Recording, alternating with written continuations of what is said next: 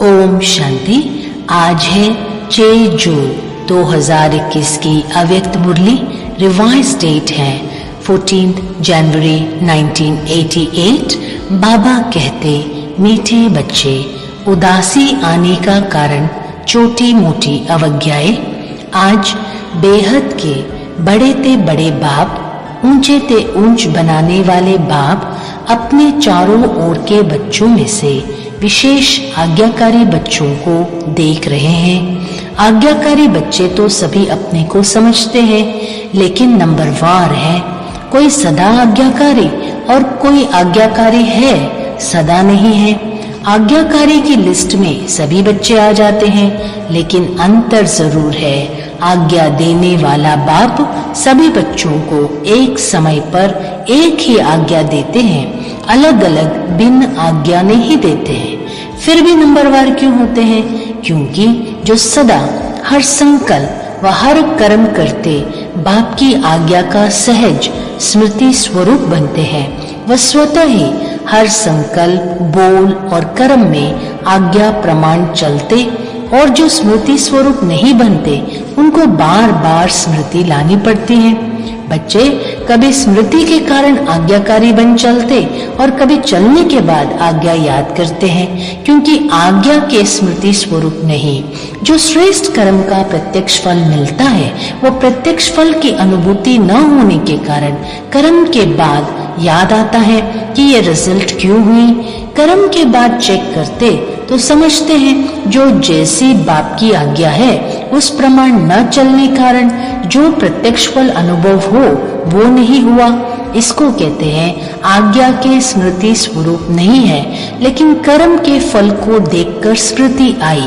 तो नंबर 1 है सहज स्वतः स्मृति स्वरूप आज्ञाकारी, और दूसरा नंबर है कभी स्मृति से कर्म करने वाले और कभी कर्म के बाद स्मृति में आने वाले।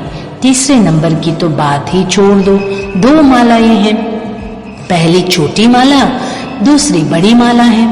तीसरी की तो माला ही नहीं है, इसलिए 2 की बात कर रहे हैं। आज्ञाकारी नंबर 1 सदा अमृत वेले से रात तक सारे दिन की दिनचर्या के हर कर्म में आज्ञा प्रमाण चलने के कारण हर कर्म में मेहनत नहीं अनुभव करते, लेकिन आज्ञाकारी बनने का विशेष फल बाप के आशीर्वाद की अनुभूति करते हैं। क्योंकि आज्ञाकारी बच्चों के ऊपर हर कदम में बाप दादा के दिल की दुआएं साथ है, इसलिए दिल की दुआओं के कारण हर कर्म फलदायी होता है।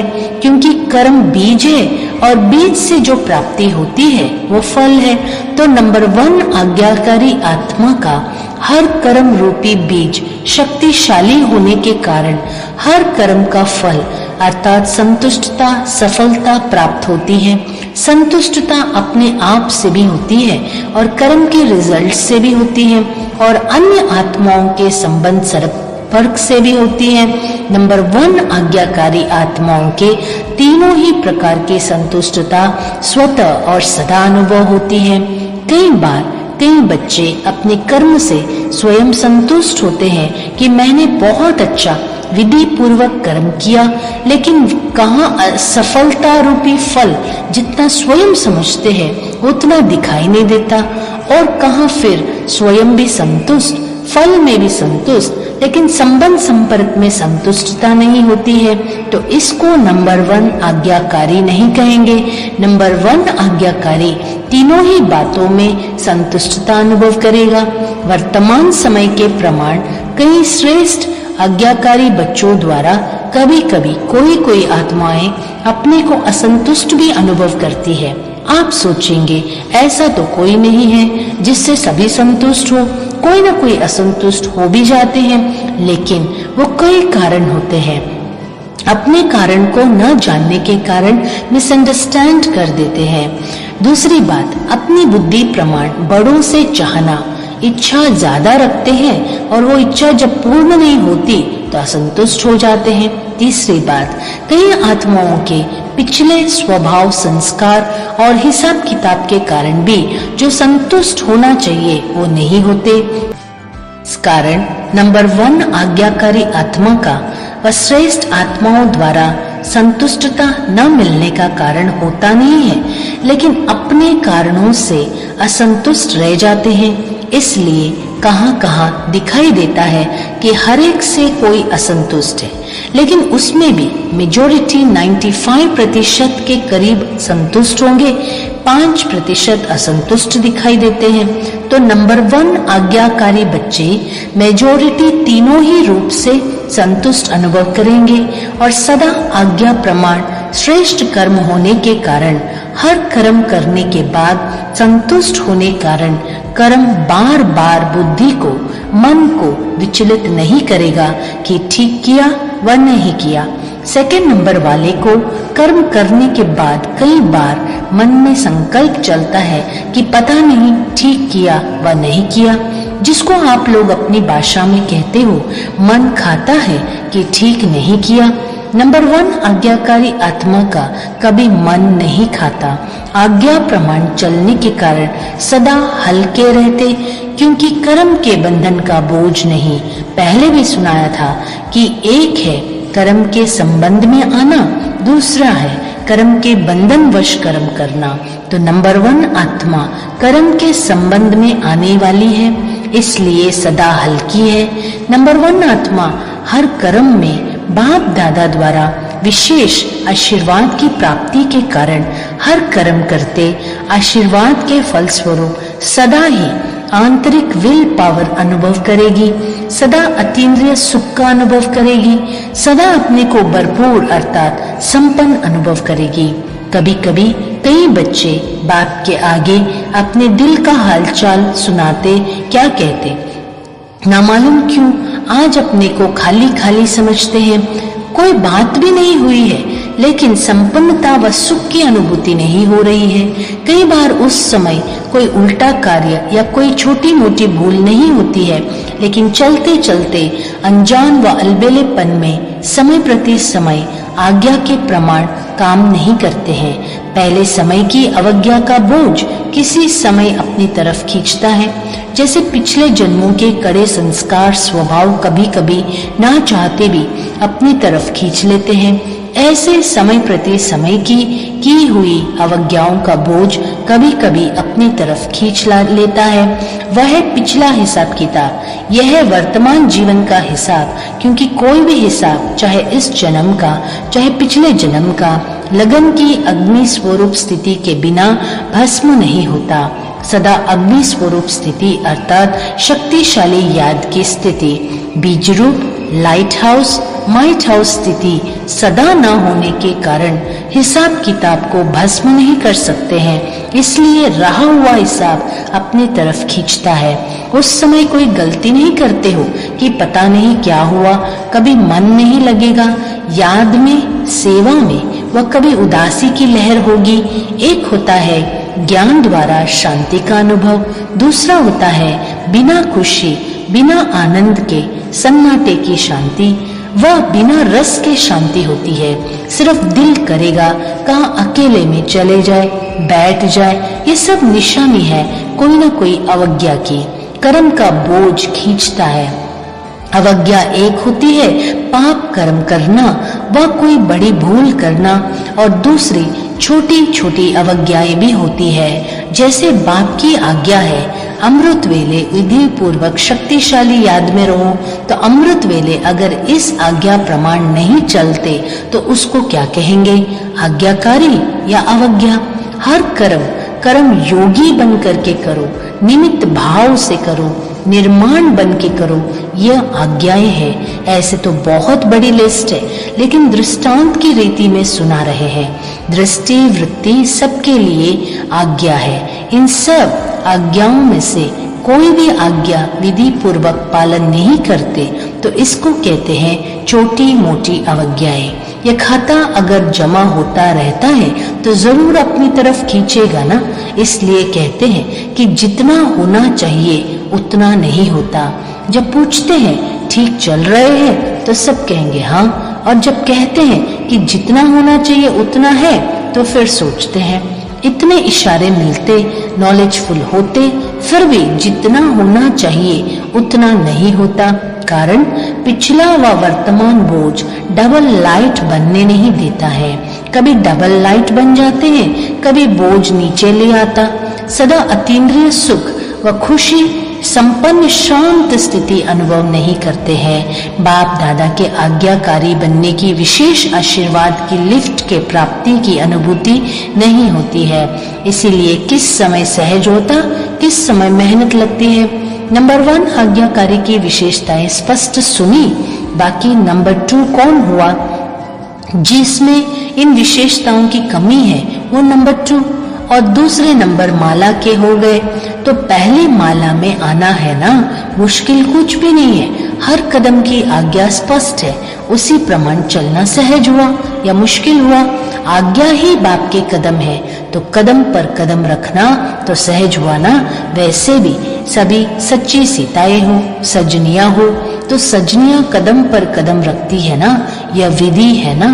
तो मुश्किल क्या हुआ, बच्चे के नाते से भी देखो। बच्चे अर्थात जो बाप के फुटस्टेप पर चले, जैसे बाप ने कहा ऐसे किया। बाप का कहना और बच्चों का करना, इसको कहते हैं नंबर 1 आज्ञाकारी।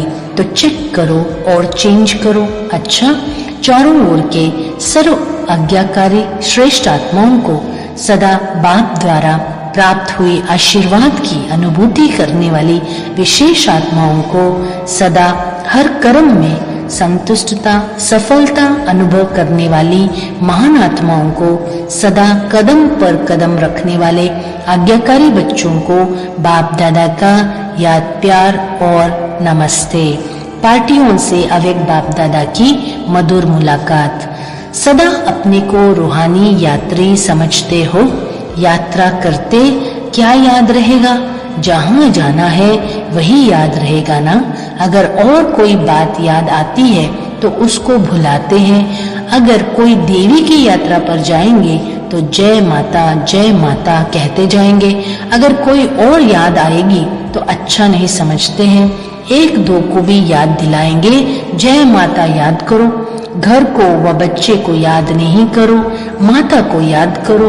तो रूहानी यात्रियों को सदा क्या याद रहता है, अपना घर परम धाम याद रहता है ना, वहां ही जाना है। तो अपना घर और अपना राज्य स्वर्ग दोनों याद रहता है या और बातें भी याद रहती हैं। पुरानी दुनिया तो याद नहीं आती है ना, ऐसे नहीं यहाँ रहते हैं तो याद आ जाती है। रहते हुए भी न्यारे रहना, क्योंकि जितना न्यारे रहेंगे उतना ही प्यार से बाप को याद कर सकेंगे। तो चेक करो, पुरानी दुनिया में रहते पुरानी दुनिया में फंस तो नहीं जाते हैं। कमल पुष्प कीचड़ में रहता है लेकिन कीचड़ से न्यारा रहता है। तो सेवा के लिए रहना पड़ता है, मोह के कारण नहीं। तो माताओं को मोह तो नहीं है। अगर थोड़ा दोतरे पोतरे को कुछ हो जाए फिर मोह होगा। अगर वो थोड़ा रोए तो आपका मन भी थोड़ा रोएगा, क्योंकि जहाँ मोह होता है तो दूसरे का दुख भी अपना दुख लगता है। ऐसे नहीं उसको बुखार हो तो आपको भी मन का बुखार हो जाए। मोह खींचता है ना। पेपर तो आते हैं ना, कभी पोतरा बीमार होगा, कभी दोतरा, कभी धन की समस्या आएगी, कभी अपनी बीमारी की समस्या आएगी, ये तो होगा ही। लेकिन सदा न्यारे रहे, मोह में न आए, ऐसे निर्मोही हो। माताओं को होता है संबंध से मोह और पांडवों को होता है पैसे से मोह।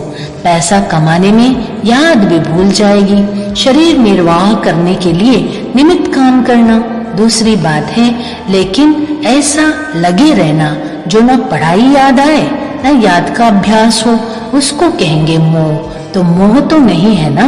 जितना नष्ट मोह होंगे उतना ही स्मृति स्वरूप होंगे। कुमारों से कमाल करने वाले कुमार हो ना, क्या कमाल दिखाएंगे। सदा बाप को प्रत्यक्ष करने का उमंग तो रहता ही है, लेकिन उसकी विधि क्या है।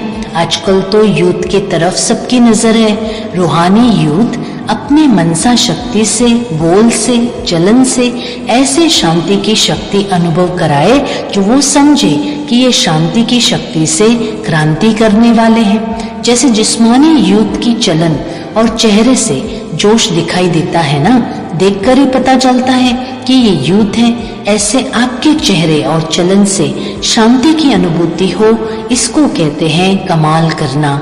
हर एक की वृत्ति से वाइब्रेशन आए, जैसे उन्हों के चलन से, चेहरे से वाइब्रेशन आता है कि यह इंसक वृत्ति वाले हैं। ऐसे आपके वाइब्रेशन से शांति की किरणें अनुभव हो।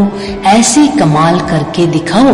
कोई भी क्रांति का कार्य करता है तो सबका अटेंशन जाता है ना, ऐसे आप लोगों के ऊपर सबका अटेंशन जाए, ऐसी विशाल सेवा करो। क्योंकि ज्ञान सुनाने से अच्छा तो लगता है, लेकिन परिवर्तन अनुभव को देखकर अनुभवी बनते हैं। ऐसी कोई न्यारी बात करके दिखाओ। वाणी से तो माताएं भी सेवाएं करती है, निमित्त बहनें भी सेवा करती है, लेकिन आप नवीनता करके दिखाओ जो गवर्नमेंट का भी अटेंशन जाए।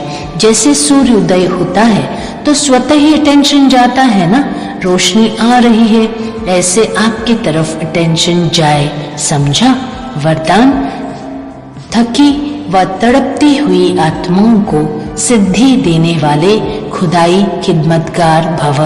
आत्माओं की बहुत समय से इच्छा व आशा है निर्वाण व मुक्ति धाम में जाने की। इसके लिए ही अनेक जन्मों से अनेक प्रकार की साधना करते करते थक चुके हैं। अभी हरेक सिद्धि चाहते हैं, ना कि साधना। सिद्धि अर्थात सद्गति। तो ऐसी तड़पती हुई, थकी हुई, प्यासी आत्माओं की प्यास बुझाने के लिए आप श्रेष्ठ आत्माएं अपने साइलेंस की शक्ति व सर्व शक्तियों से 1 सेकंड में सिद्धि दो, तब कहेंगे खुदाई खिदमतगार। स्लोगन, कमजोर संस्कार ही माया के आने का चोर गेट है। अब यह गेट बंद करो। ओम शांति।